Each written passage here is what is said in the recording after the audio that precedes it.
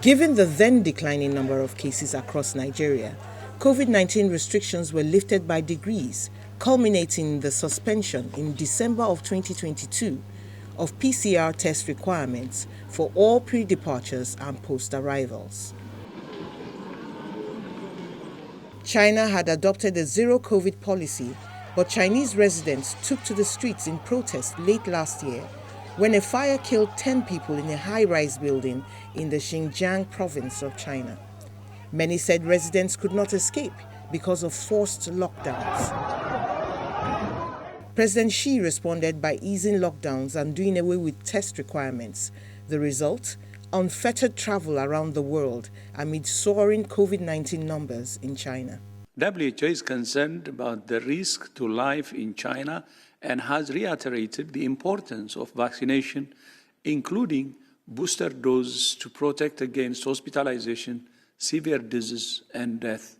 On top of that, South Africa discovered the XBB.1.5, nicknamed Kraken, which scientists say is a milder strain than Omicron, but even more transmissible.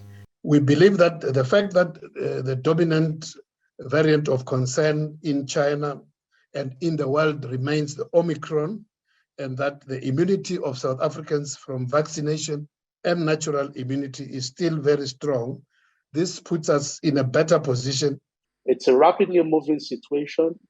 We will continue to evaluate, we'll continue to gather data, and we'll continue to review. Several countries, Nigeria included, had announced measures to safeguard their populations from COVID-19 infections. But how effective can these be when, for instance, Nigeria's precautions include the use of a rapid diagnostic test, which had previously been revealed to have wide margins of error and should therefore not be trusted? How many labs there are no longer functioning and they're not even checking on the kind of variants that are coming in? Those are the kind of things that we need to do. Everybody must be on the toes. The labs must be working. The borders must be working. And this is a time for us in Nigeria to go back and introduce those things based on prevailing circumstances. And say, now we're going to introduce the testing. If you don't get your test, you don't come in. If you're not vaccinated, fully vaccinated, and all those kind of rules and regulations which have been there before.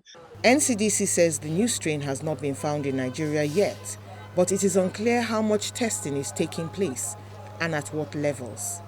Mary Alale Yusuf, Channels Television News.